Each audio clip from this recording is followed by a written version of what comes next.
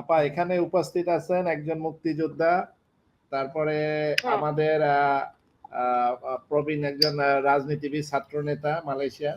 এরপরে আছে আমাদের আওয়ামী লীগ শ্রমিক লীগের সভাপতি মালয়েশিয়া, এখানে স্বেচ্ছাসেবক লীগের সভাপতি আপনাদের গোপালগঞ্জ, আর আছে যুবলীগের আর আমাদের এখানে সবাই আমরা আছি এখানে, সব সব সংগঠন, ছাত্রলীগ, বঙ্গবন্ধু পরিষদ, বঙ্গবন্ধু ফাউন্ডেশন, সবাই আমরা একসাথে আমরা এই আজকের এখানে আয়োজনে আছি।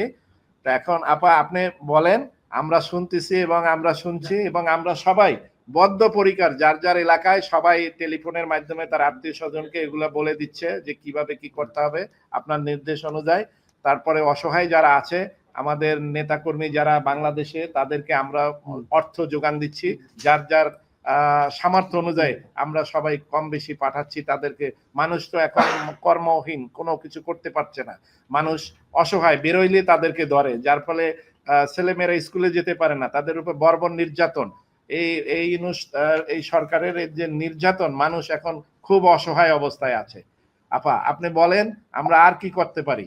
শেখ হাসিনার জন্য বাংলাদেশ জন্য বাংলাদেশ জন্য শেখ হাসিনার জন্য লাল সবুজের পতাকায় তোমায় দেখা যায়, তোমায় দেখা যায় লাল সবুজের পতাকায়। শেখ হাসিনা বীরের বেশে আসবে ফিরে বাংলাদেশে, আসবে ফিরে বাংলাদেশে, শেখ হাসিনা বীরের বেশে। জয় বাংলা, জয় বাংলা, জয় বঙ্গবন্ধু, জয় বঙ্গবন্ধু।